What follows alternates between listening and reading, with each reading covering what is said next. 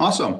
Well, hello, I'm William Metzger. I'm James Cook. And I am Amara Crosby. And our senior project is an automated form field seal loader for Keystone Solutions Group.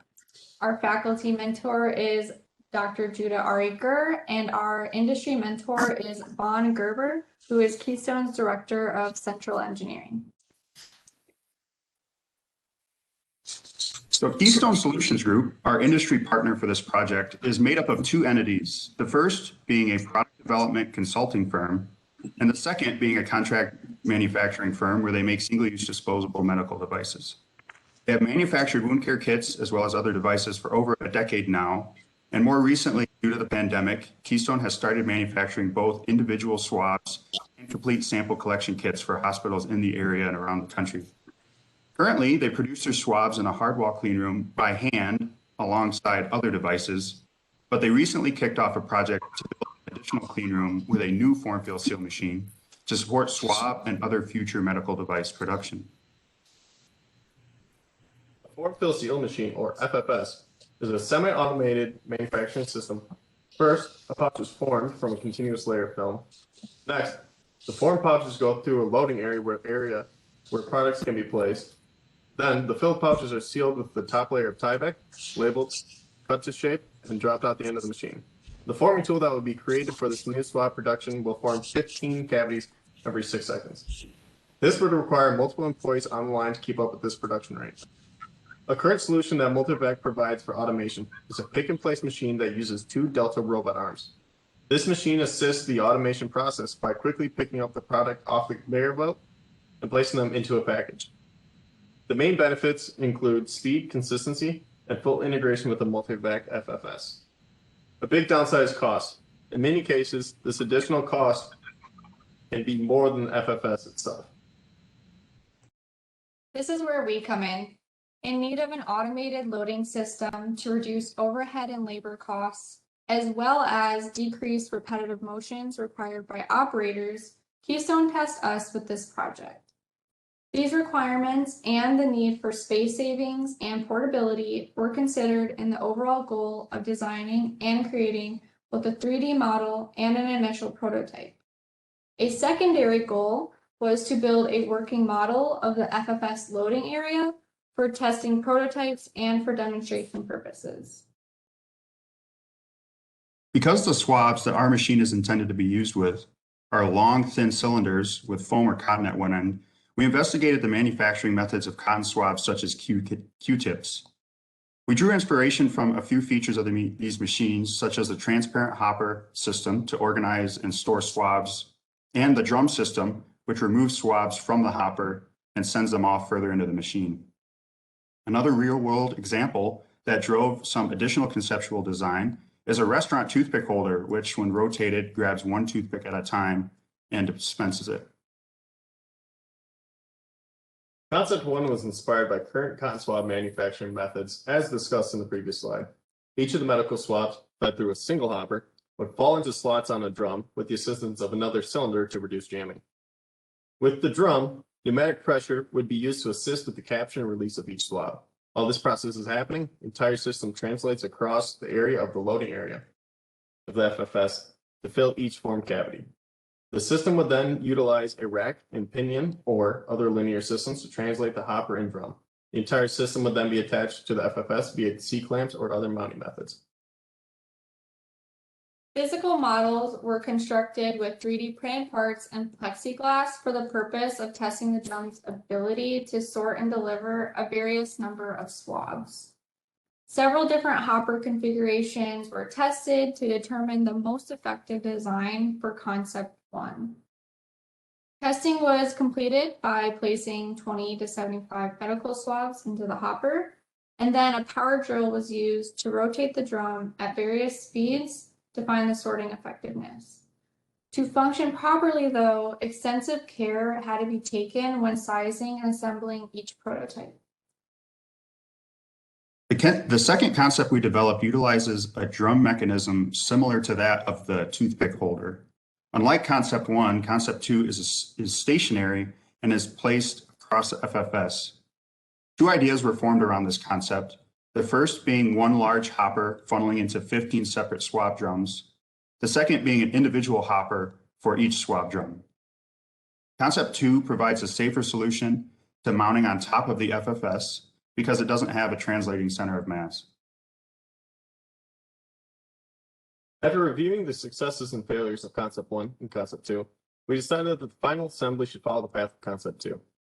As the 3D model was developing, it was important to refine the previous subsystem prototypes and attempt to make a fully working prototype based off the Solidworks assembly. Numerous hoppers, swab drums, and adapters were created, as well as various layouts to test the drive system. Details of the functions of these subsystems and prototypes are discussed in the following slides. With the delivery date of the new FFS machine set for early summer, we knew that we weren't going to have a chance to take a prototype into the clean room for testing. So to save time and money, most of the concepts and even the full prototype was made from materials that allowed for quick manufacturing rather than trying to follow the clean room guidelines. Any complex parts that would be costly for initial fabrication was 3D printed out of various Formlabs materials, and the bearing rails were constructed from MDF panel to prototype the drive system function and layout. The fasteners we bought for the initial prototype differed in material from the proposed design because steel and aluminum fasteners are often cheaper than their stainless steel counterparts. And due to the number of fasteners and bearings in the assembly, we had to be very conscious about individual part costs. With so many moving components, even with the stationary design, there's a lot of potential for components to wear or produce airborne particles.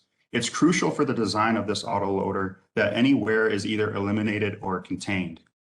At the location where the swab drums need to be supported, sealed ball bearings were selected as the best avenue to limit wear in the drive system. The size of the bearings and even the size of the swab drum itself were mostly driven by the spacing and the forms of the tool of the FFS. Because these forms were so close, once the bearing outer diameters were selected, a downloadable software from the bearing manufacturer, SKF, was utilized to determine the frictional torque of each bearing. A model from that simulation software is shown here. Multiple drive methods were investigated throughout this process, but due to the accuracy required for the system, timing belts and pulleys were selected, with each of the swab drums positioned directly over the web of the FFS. Spacing between the drums is limited to 26.72 millimeters. And by utilizing the MasterCard database, pulley sizes were found that would provide enough room between the drums for idler spacing purposes. The belt and pulleys that were selected are 6 millimeter wide MXL class components, and smooth bearing mounted idlers were selected to serpentine the belt to provide adequate tooth engagement. While investigating adequate pulley sizes for the required space, timing belts and their lengths were also looked into. Due to the limited belt length selections that were available to us for the pulleys selected, a 2-belt system had to be developed. Once a rough layout of both the right and left side pulley systems were completed, diagrams and equations were developed that would help calculate the straight section lengths and the arc lengths of the belt system.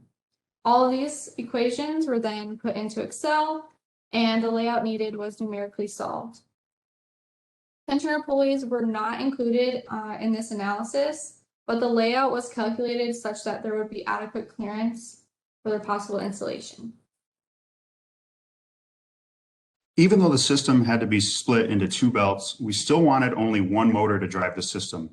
Because of that, a gear transition between the 2 halves was developed. The layout of both belts was customizable enough that a timing pulley from each side could be placed close enough so that the gears can be in mesh. Choosing the right gear size was an iterative process because small adjustments had to be made to the pulley layout to ensure an appropriate center distance in the gears while still maintaining that belt length requirement. Mounting these gears to the bearing plate so that they rotated without slip with the timing pulley was accomplished with a compression fit along a long shoulder bolt. The head of the shoulder bolt and a washer on the opposite side of the bearing would clamp on the inner race of the bearing, allowing it to rotate freely. Then a nut was fastened to the system and tightened to compress the gear and timing pulley together. The compression from this assembly is sufficient to keep the timing pulley and gear in sync without slip. Here are two demonstration videos of the two pulley system halves being actuated by hand.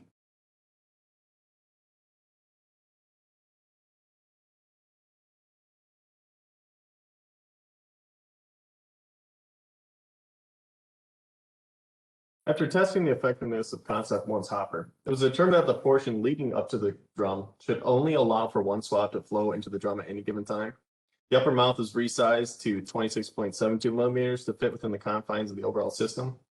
The hoppers are currently constructed of plexiglass for both rigidity and swab visibility, with each being replaceable as individual units. With the current hopper geometry, 50 swabs can comfortably sit within that space. The hopper system operates on gravity-fed basis, pulling each swab through. All glass components were glued together using a 3D printed mold for accurate prototyping. Right, so once the hopper geometry and the drum geometry were determined, the adapter was found to be a crucial transitional component for the hopper and swab drum. The adapter serves as a mounting point for the hopper, and the swab drum is inserted through the adapter with tight clearance to prevent swab ends from getting pulled around the drum. The adapter also prevents each swab from dropping out of the drum until the drum has made a full 180-degree rotation. The adapter has flanges for easy attachment to the bearing plate and to also allow for the hopper to be easily removed for any maintenance that may be needed. All right, and so here's just a quick demonstration of the hopper, adapter, and drum in action.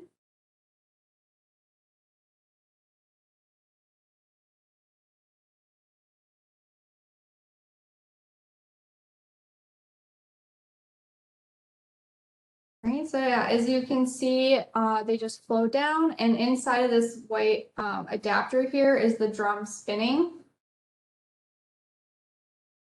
That's it.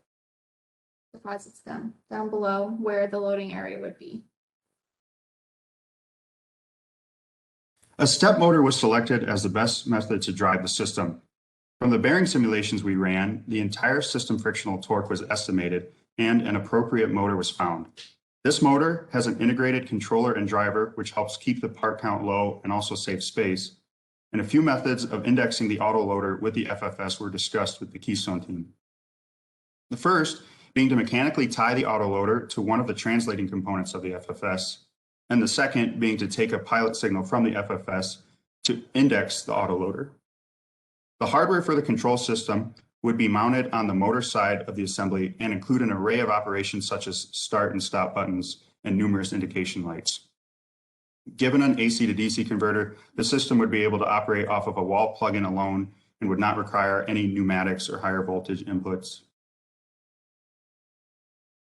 To uphold the portable aspect of the design, the auto-loading structure allows for the forks of the clean room genie lifts to support and move the system. Cross braces were added to meet the width and length requirements of the genie lift's forks. The configuration of the support structure allows for only loading and unloading to occur on the control side of the assembly where the machine is at its heaviest. The current FFS that Keystone uses, sorry. I'm so sorry. Oh my gosh. So the current FFS that Keystone uses was referenced throughout the whole design process. And on this machine, there are numerous locations along the loading area where stainless steel brackets provide optional sensor locations. The new FFS machine, however, will not have the same abundance of brackets attached to it, but the brackets design and assembly are quite simple. They are bolted directly to the frame of the FFS, and only a slight modification to the cover panels would be required to provide clearance for them. Once these brackets have been installed on the new machine, our autoloader would be able to be mounted onto them for accurate location placement and structural stability. And as seen as in the lower image, bolts and unthreaded spacers would be utilized in mounting for the left and right structure of this assembly. One key metric we tracked for the autoloader system was the weight of the entire assembly. Due to the state of the assembly, it's tough to determine the exact weight within a tight tolerance. Any part attached to the Solidworks model was given either a specific material or mass density, and the mass properties tool on Solidworks was utilized to estimate the weight. As the model stands now, it weighs about 25 pounds plus or minus 5. If controls and electronics were to be considered, as well as additional guarding, the weight could increase as much as 10 pounds or more. Now, the Genie lift can withstand loads up to 500 pounds, so the weight of this autoloader, even with that speculation, should be able to be easily transported around the clean room. After prototyping and 3D printing for subsystems and larger prototypes, around $840 was utilized from the budget given to us from Keystone. For final assembly cost estimation, most cost points were taken from MasterCard databases, and more complex components such as the bearing rails, hopper adapters, and swab drums were quoted using Protolab's online quoting software. Some margins were also added to the cost to make up for any unforeseen component or assembly costs, not including any added control system costs. The final assembly is quoted at $21,000. Before the fabrication of a final prototype, we do recognize certain areas that need to be refined and defined. So firstly, the flow of the swabs through the hopper could be improved by adding a vibrational motor to the hoppers. Also, the addition of an active tensioner to each side of the belt system should improve the longevity of the drive system and reduce the chances of tooth skipping. Additionally, in terms of multivac integration, a sensor and feedback system could be utilized to alert the machine of either a misfire or jam. And lastly, to increase safety, measures such as additional guarding and warning stickers could be implemented, particularly around the swab drum outlet and the pulley transition gears. The materials for the final prototype will conform to the ISO standards of the class of cleanroom that Keystone has. But the big takeaway from the standard is to limit or encapsulate the particles generated from operation. The materials should also be able to withstand continuous cleaning from 70% isopropyl alcohol. Some of the materials that are best suited for this are metals such as stainless steel or anodized aluminum, but any plastics should be investigated further for their interaction with cleaning materials to ensure they don't degrade easily over time. The additional guarding suggested in the last slide for the driven system could also help limit any exposed particle generation from the belt or gears. Given our recommendations for design improvements and materials selected, a clean room prototype could be built and testing could begin soon. Overall, this design is much more budget-friendly, more portable, easier to service, and saves space when compared to the multi-vac counterpart mentioned at the beginning of this presentation. Thank you all for attending our presentation. Are there any questions? Thank you for your presentation. And the presentation now it's open for comments and questions. I suppose I'd like to start. First of all, how fast does your drum depositor rotate when it's moving the swabs from the sorter down into the belt? I'm not using the right terminology, but you understand what I'm asking, right? Yeah, so the form fill seal machine that this autoloader is supposed to be used for, it indexes or it moves to a new set of kind of cavities or pouches every 6 seconds. So our machine is designed to deposit the swabs every 6 seconds. And that can be varied if for some reason the FFS had to be programmed differently to be either slightly faster, slightly slower. The integrated control system with this, you should be able to adjust for that kind of variability. But right now it's around 6 seconds. Drop a swab every 6 seconds. Okay, and how many holding slots does it have? 15. Yeah, so there are 15 hoppers, 15 swab drums, because there are 15 open cavities that need a swab every time the machine indexes. No, I mean, going back to the video demonstration that you had of the swabs going down the chute being collected by the slotter through the plexiglass and then deposited. Could you go back to that, please? Sure. This one, yeah. So, It's not letting me play it. so it's able to hold how many swabs at a time? 50. With the current design, it can hold 50. 20 in the upper section, the upright section, and 30 in the angled section. I guess It's a little cut off in the video. It's a little cut off in the but- video just due to like resolution. So. that's fine. I guess my real question is, how does it just drop them one by one? Yep. So like this white component here is what the hopper adapter is. And that really controls the spacing between the swab drum where the swab falls and where it comes out of the hopper. So that and I don't have a cross section to show you, I apologize for that. But when a swab falls into the swab drum, which is the part that rotates, there is not enough spacing for the swab above it to fall in the swab drum as well. I believe there's a drum on one of the other slides. Okay, and because of the limited space with the adapter, the other swab will just stay on top. Here's a good picture of the drum. So once the swab's in here, the other swab will stay on top, and because of the tight tolerances on the sides of the hopper adapter, it won't get caught in the system and it won't fall into the drum. So it just kind of stays on top until the empty cavity comes back around. Okay, and you only have one cavity on the drum, right?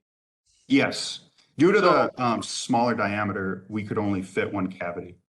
Okay, so would it be possible for you to include more slots on the drum, either one on the 180-degree side or a total of 4 separated at 90 degrees? That would increase the frequency of the swabs dropping from the slaughter onto the belt.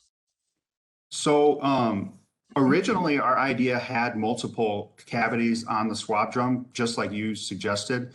But as we talked about during the bearing selection phase, the size of the bearing and the swab drum had to be limited because the spacing between the cavities in the tool was so tight. So we had to decrease the overall diameter of the swab drums, which didn't allow us, because of super thin walls, it didn't allow us to have multiple cavities around the swab drum. I would assume that if the material that the drums were made of was like maybe steel, it may be more acceptable to add another cavity, but as with the material that we used, it's not really feasible.